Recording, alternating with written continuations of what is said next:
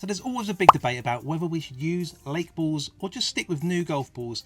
So today I've been digging around in my golf ball collection and I found two golf balls. I've got a pretty much brand new Titleist Pro V1 and I've got what is not a pretty much brand new Titleist Pro V1. And I thought it'd be interesting today to cut them open to see what's inside with the help of Jeff, my cutting tool, to see if there's any damage inside that could impact you using these balls on the course. And for those science geeks out there, I've even got my weighing scales to see if there's any difference in the weight of these two golf balls, one that has been sitting in water and one that has not been sitting in water, to see if it's maybe retained any moisture that could impact the weight of the ball and make it different from a brand new golf ball. So let's get into it and see if there's any differences. So in a previous video, I cut open this Titleist Pro V1. As you can see, there's a little line through the middle there.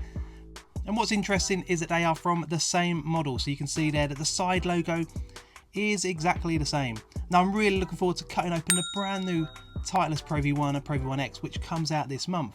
But in the meantime, I've got to make do with these old ones. So let's have a look at the lake ball first of all. So I found this whilst out golf ball hunting with my son, and you can see that this has been sitting in water for some time. So much so that it's got residue, water, scale around the outside of it. That's almost like rust just on the outside there. So if you found this golf ball, you'd probably give it a clean up, but would you use it? And then when you compare it to a brand new Titleist Pro V1, you can see that it's much shinier, the outer coating looks much smoother, and this is definitely a ball that you'd want to use, apart from the fact that it's been cut open. So I guess first of all, let's see what they weigh. So let me grab my weighing scale over, let's move Jeff out of the way. So what we're hoping for is that they're going to be equal weights and that there's not going to be any difference. So let's start with the new Titleist Pro V1 and what that weight comes in at. Help if I turn it on to start with. Okay, let's pop that on the scale. Right, so that's 46 grams. So the measurement's just down the bottom there. Hopefully you can see. And then let's pop the Lake Titleist Pro V1 on the scale. Okay, so that's interesting. So they're both the same weight. So that, for the scientists out there, that might mean that there's no residue of water been taken in by it been sitting in water. So hopefully it'll be watertight and there'll be no damage inside. But let's hope it's not like the old Titleist golf balls which have got rubber bands inside, which are probably pretty porous and wouldn't do well with sitting in water for a long time. But next, let's have a look at what should a Titleist Pro V1 look like inside, and I've previously cut this one open with Jeff's help. And you can see there that it's a three-piece golf ball. You've got the thin outer layer with the dark black inner mantle and then this sort of grey-green inner core. Now the inner core does change depending on the model and the year that the ball's produced, but we're hoping that the lake ball's got the same inner core because it's from the same batch of year.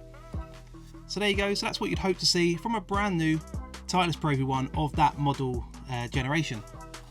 So now let's get the lake ball and Jeff and see what it looks like inside. So I'm going to try and cut across. I'm going to try and cut across where that lake has made marks on the golf ball and see what it looks like inside. Let's get right across that line there.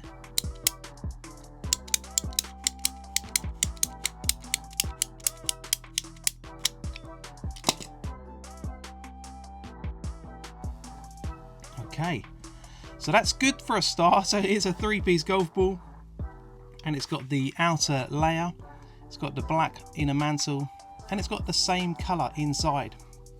Let's have a close-up look to see if we can see any issues really with the outer layer that's obvious to the naked eye. It doesn't look too bad, but on the point here where you can see that it's got the most water damage, I think if I can zoom in properly, the outer layer does look like it's got some damage on there. That could be a problem with the experts out there that want consistent ball contact every time. But I'm sure that'd buff out, but actually that does look like it's gone through the outer layer. Hopefully I can zoom in enough there to show you. And we put the new ball against the lake ball. What do we see there? We can see that the outer layer looks pretty consistent and there's no obvious signs of issues in there, given that it's been sitting in water. So does that mean that lake balls are okay?